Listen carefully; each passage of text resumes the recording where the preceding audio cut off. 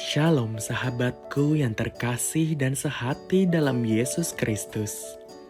Jumpa lagi kita pada kesempatan kali ini. Mari kita siapkan diri dan hati kita untuk menjadikannya layak menyambut Tuhan, supaya kita bisa menjadi garam dan terang dalam kehidupan ini. Tentunya dengan bersama kita resapi Renungan Sabda Pendalaman Iman presented by BPK PKK KAJ. Salam Bapak dan Ibu dan saudara-saudari yang terkasih. Berjumpa kembali kita pada hari ini dalam pertemuan Resapi. Bacaan hari ini, renungan hari ini akan diambil dari bacaan Injil Lukas 14 ayat 25 sampai 33. Bacaan hari ini adalah di mana berkisah bahwa orang berduyun-duyun untuk mengikuti Yesus dan Yesus berpaling dan Yesus bertanya kepada mereka, "Jikalau seorang datang kepadaku dan ia tidak membenci bapaknya, ibunya, istrinya, anak-anaknya, saudara-saudaranya laki-laki atau perempuan, bahkan nyawanya sendiri, ia tidak dapat menjadi muridku." Kelihatannya ayat ini keras sekali ya Bapak dan Ibu dan saudara-saudari yang terkasih. Mari kita masuk lebih dalam.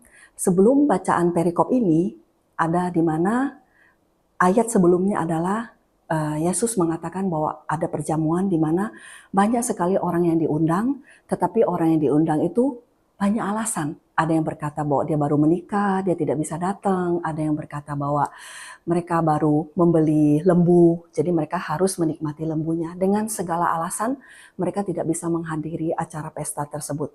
Jadi, kenapa perikop ini Yesus berkata dengan begitu keras? Karena Yesus ingin memastikan apakah kita datang berduyun-duyun mencari Dia dengan hati seorang murid atau dengan hati seorang penggemar. Karena kalau seorang penggemar itu, dia tertarik, dia kagum, tetapi habis itu hilang, biasa saja. Tetapi kalau seorang murid, dia ingin mengenal lebih dalam apa yang gurunya ajarkan, dan dia berusaha untuk menjadi seperti gurunya. Maka saya ingin memberikan sharing dari pengalaman saya sendiri, di mana tepatnya pada tahun ini, bulan Maret, papa saya baru meninggal. Jadi sebelum papa saya meninggal, 2 tahun sebelumnya papa divonis kanker stadium 4, kanker paru stadium 4. Saat saya bawa papa pergi check up, saya sangat terkejut. Saya shock mendengar berita itu karena papa sangat sehat sekali. Papa waktu meninggal itu berumur 85 tahun. Jadi waktu dia divonis itu berumur sekitar 83 tahun. Waktu papa divonis, papa itu hidupnya sangat sehat, tinggal di daerah, hidupnya sangat sehat dan tidak pernah sakit. Saat dia divonis seperti itu, kami satu keluarga sangat terkejut dan berat untuk kami menerima. Tapi karena yang ada di depan mata adalah seperti itu, jadi kami satu keluarga berusaha juga untuk mencari pengobatan yang tepat untuk papa. Puji Tuhan ada obat yang cocok, jadi papa waktu itu tidak mengalami kesakitan. Tidak mengalami kesakitan sama sekali.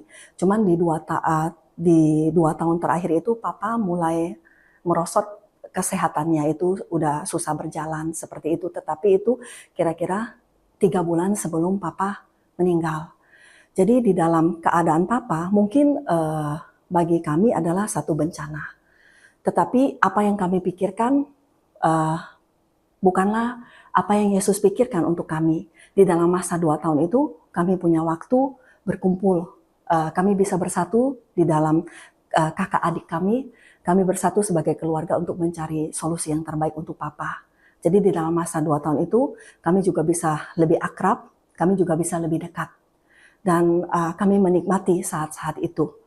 Waktu papa sakit, terakhir sebelum papa menghembuskan nafas terakhir, papa nginap di rumah sakit hampir 2 minggu. Jadi di situ kami bisa berdoa bersama, kami bisa pujian bersama, menemani papa. Yang saya ingin sampaikan adalah bahwa Tuhan tidak berkata bahwa membenci. Membenci itu artinya adalah loveless, kurang mengasihi. Jadi Tuhan ingin mengajarkan kita itu meletakkan Tuhan itu nomor 1 dibandingkan hal-hal yang ada di dunia ini ataupun pribadi-pribadi yang ada di dunia ini. Saya seandainya kalau tidak mengenal firman, tidak aktif di dalam pertemuan pendalaman Alkitab, tidak ada saat teduh, membaca firman, dan berkomunikasi dengan Tuhan, saya rasa berat untuk saya menerima keberangkatan papa saya. Karena papa saya itu adalah satu pribadi yang sangat saya kagumi, satu pribadi yang sangat saya hormati. Papa saya itu waktu saya umur 6 tahun, mama saya meninggal karena kecelakaan.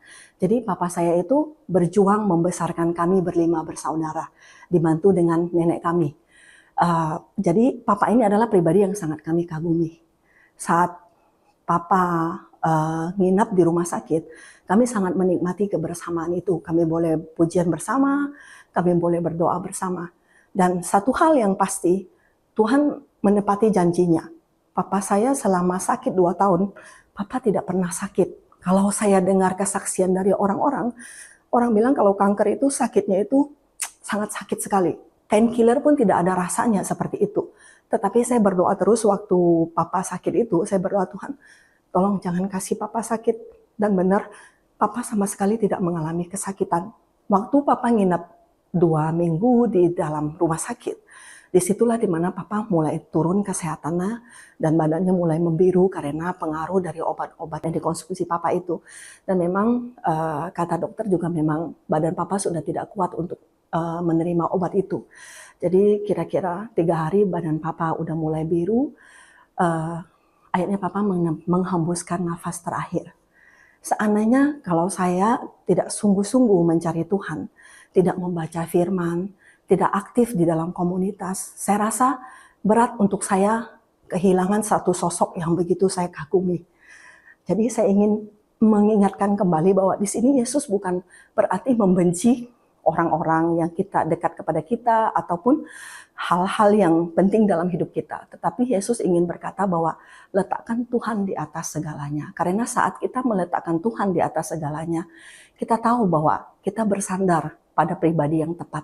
Di mana saya percaya bahwa papa saya telah diambil oleh Tuhan dan Tuhan telah menyediakan tempat yang terbaik untuk papa saya.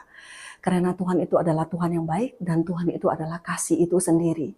Jadi dengan kasih kita menempatkan Tuhan itu menjadi nomor 1 di dalam hidup kita.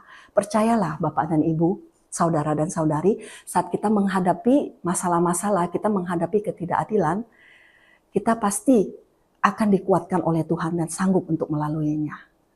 Sekian saya rasa Bapak dan Ibu dan saudara-saudari untuk renungan bacaan hari ini. Saya berharap bisa memberkati kita semua dan mari kita tutup dengan doa. Dalam nama Bapa dan Putra dan Roh Kudus. Amin. Terima kasih ya Allah Bapa, Allah Putra dan Allah Roh Kudus. Kami bersyukur bahwa hari ini kami boleh diberikan kesempatan untuk mendengarkan firman-Mu. Kami berdoa biarlah firman yang kami dengar pada hari ini boleh hidup di dalam diri kami dan kami juga boleh berusaha untuk menjalankannya. Kami percaya bahwa kami berharga karena Engkau telah menebus hidup kami ya Tuhan. Engkau membayar kami dengan harga yang begitu mahal. Maafkan kami ya Tuhan jikalau selama ini kami mengikuti Engkau hanya seperti seorang penggemar saat Engkau melakukan mukjizat, kami hadir. Saat kami menerima yang tidak baik, kami berkeluh kesah. Kami memohon maaf Tuhan untuk sifat-sifat kami ini yang masih belum sesuai dengan apa yang Engkau ajarkan. Kami juga berdoa Tuhan, jangan lepaskan kami, dan teruslah Tuhan mendorong kami dan juga mengingatkan kami Tuhan bahwa Engkaulah tempat bersandar satu-satunya yang setia dan juga yang sangat melindungi kami dalam keadaan apapun. Semua doa ini Tuhan kami naikkan hanya dalam satu nama, yaitu nama Yesus Kristus, Juru Selamat dan Pengantara kami kini dan sepanjang segala masa. Amin. Dalam nama Bapa dan Putra dan Roh Kudus. Amin.